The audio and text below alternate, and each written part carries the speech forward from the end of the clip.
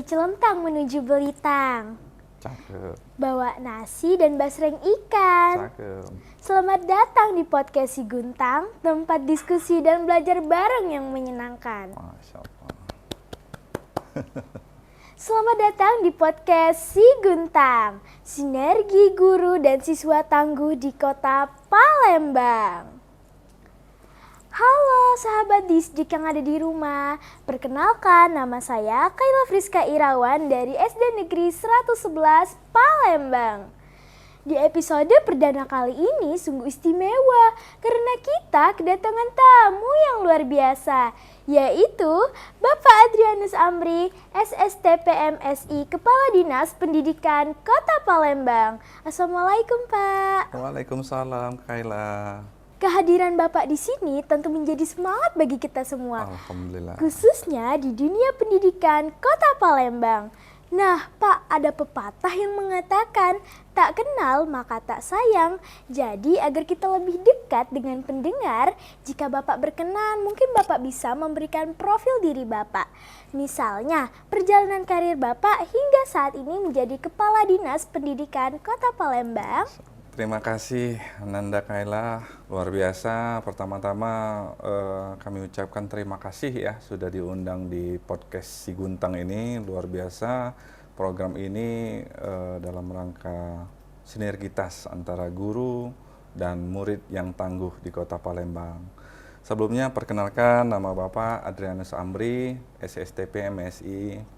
Bapak lahir di Lahat, tanggal 3 April 1987, kurang lebih 37 tahun yang silam. Selanjutnya Bapak mengemban menjalani SD, lulus tahun 1999, SMP 8, Negeri 8 tahun 2022, SMA Negeri 5 di tahun 2025. Selanjutnya saya melanjutkan ke Institut Pemerintahan Dalam Negeri dan lulus di tahun 2009.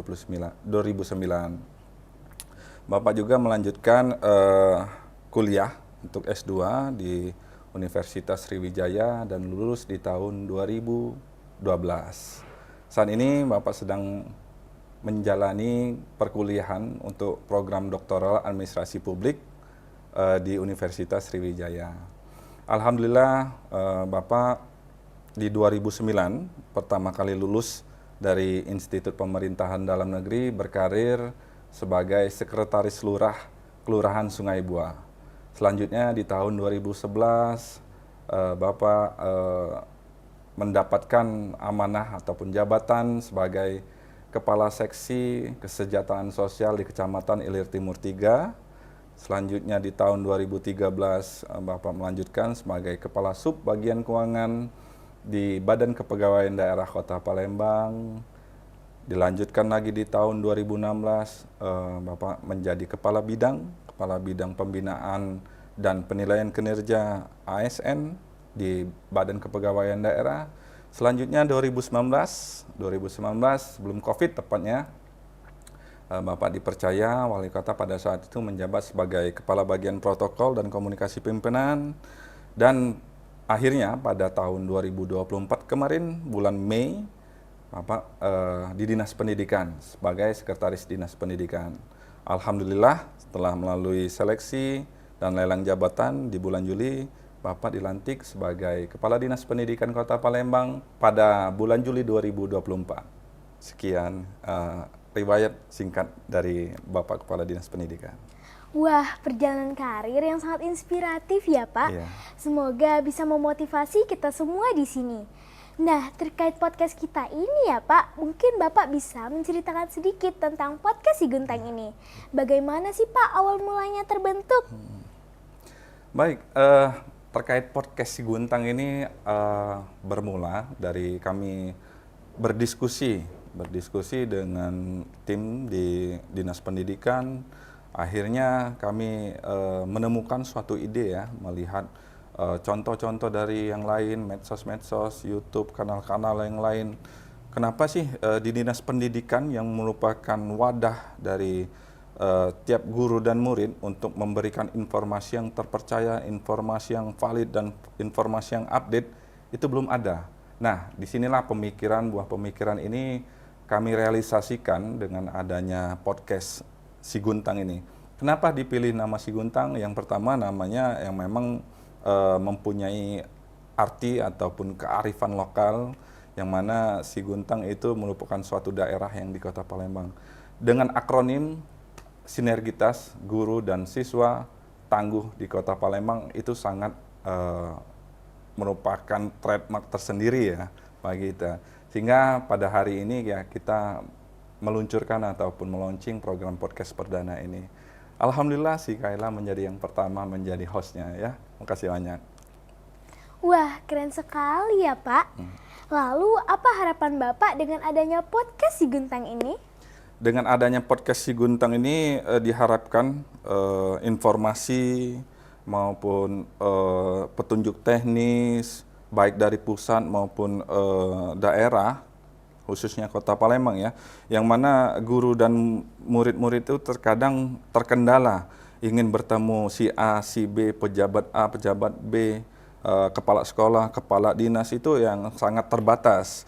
Namun dengan adanya podcast ini yang bisa diputar kapanpun, ditayangkan kapanpun, sehingga informasi yang sifatnya update maupun untuk personal bagi guru maupun murid itu bisa kita lihat di sini. Nanti ke depannya podcast ini akan lebih berkembang lagi tergantung dengan situasi ya. Artinya tidak hanya monoton kegiatan yang hanya berulang-ulang. Namun mungkin ada juga yang sifatnya pengetahuan maupun pendidikan kepada murid itu lebih bisa dijangkau oleh siapapun, khususnya masyarakat Kota Palembang. Seperti kita ketahui kan, saat ini perkembangan zaman sangat menuntut dengan adanya kemajuan di bidang teknologi, informasi dan teknologi. Dengan adanya podcast Si Guntang ini kita harapkan mampu mengaplikasikan hal tersebut menjadi lebih dekat dengan guru dan murid maupun masyarakat dan stakeholder lain yang khususnya di bidang pendidikan.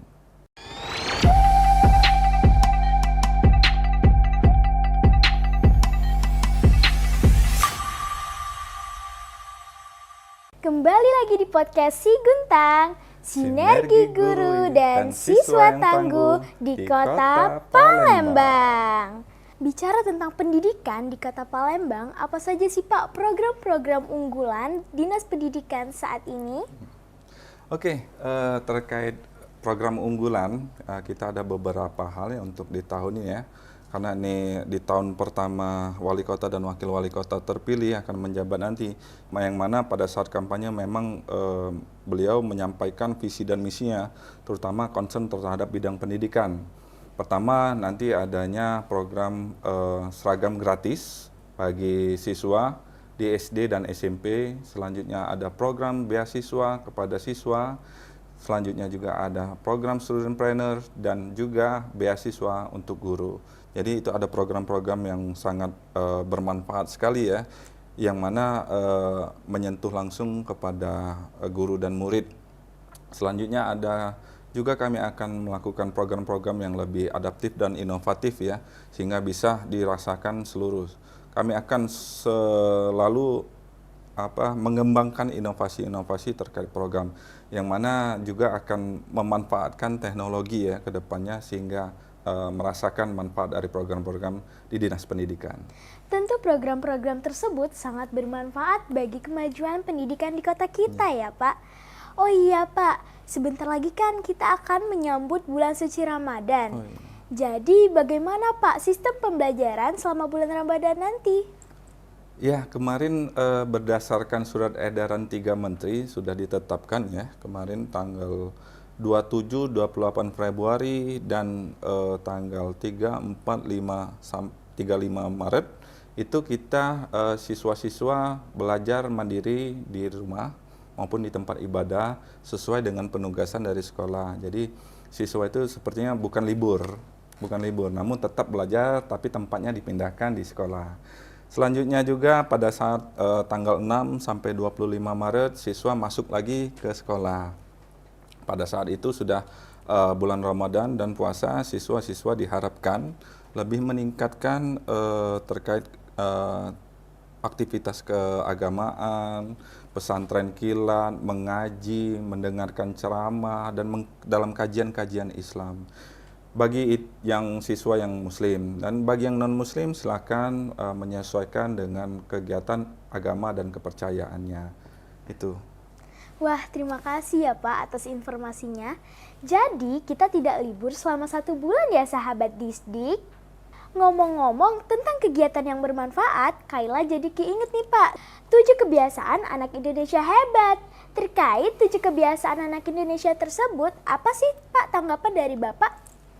Ya, terkait 7 kebiasaan anak Indonesia hebat itu sebenarnya sangat implikatif banget ya terhadap perkembangan zaman saat ini. Manfaatnya pun sangat berguna bagi pendidikan karakter dan penguatan mental anak-anak ya. Yang pertama yaitu bangun pagi. Bangun pagi itu menciptakan suatu kedisiplinan bagi anak-anak kan. Kedua beribadah. Beribadah meningkatkan lagi keimanan dan ketakwaan bagi siswa dan murid dan anak-anak.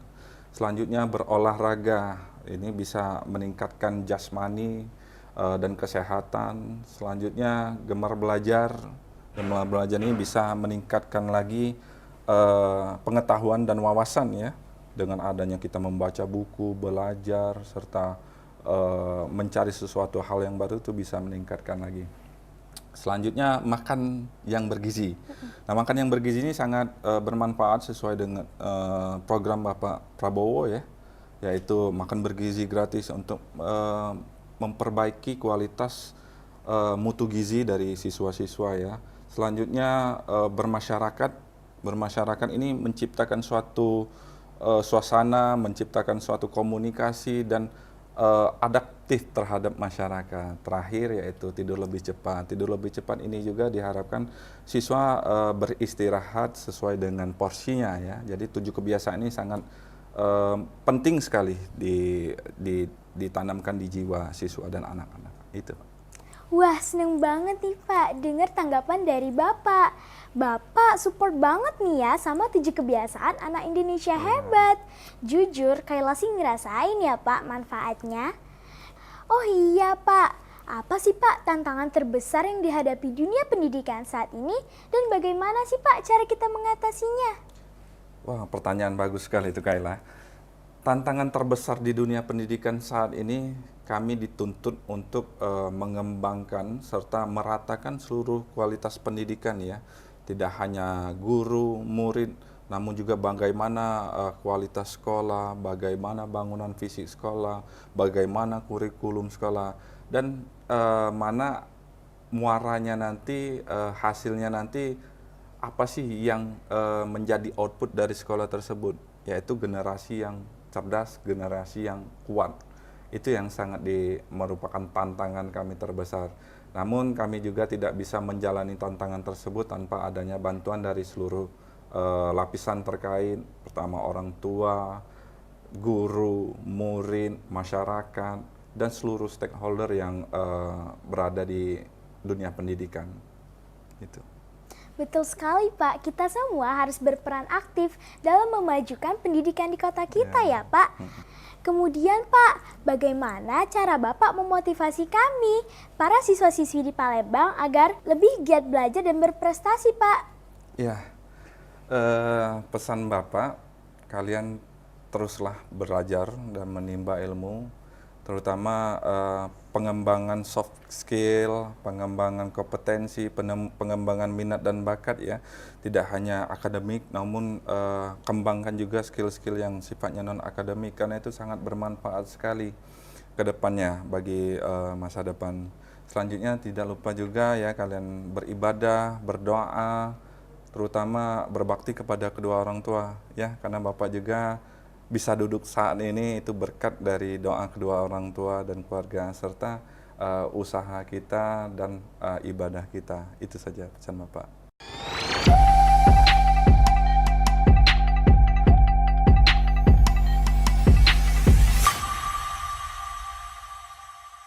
Kembali lagi di podcast Si Guntang, Sinergi Guru dan Siswa Tangguh di Kota Palembang. Wah, terima kasih Pak atas pesan-pesannya. Semoga sahabat Disdik yang ada di rumah dapat termotivasi untuk terus berkembang dan berkarya. Amin, Allahumma amin. Wah, seru sekali ya sahabat dapat berbincang langsung dengan Bapak Amri. Akan tetapi karena Pak Amri memiliki kesibukan yang cukup padat, maka sesi perdana kali ini kita cukupkan. Terima kasih Pak Amri atas Kayla. waktu dan informasinya yang Ya. sangat bermanfaat. Semoga podcast Si Guntang ini bisa terus sukses dan Amin, memberikan amin, amin. dampak positif pada dunia pendidikan di kota kita ya Pak. Iya, benar-benar. Ya, sekali lagi pesan Bapak, manfaatkanlah program podcast Si Guntang ini ya, baik guru maupun murid maupun masyarakat yang akan berperan aktif terhadap dunia pendidikan. Semoga podcast Si Guntang ini tetap eksis dan bermanfaat bagi seluruh pihak. Tuh. Baiklah sahabat Disdik yang ada di rumah, demikianlah perbincangan kita kali ini dengan Kepala Dinas Pendidikan Kota Palembang di episode perdana podcast Si Guntang. Jangan lupa untuk terus mengikuti episode-episode selanjutnya yang pasti akan lebih menarik lagi. Saya Kayla Friska Irawan mohon undur diri. Wassalamualaikum warahmatullahi wabarakatuh. Sampai jumpa.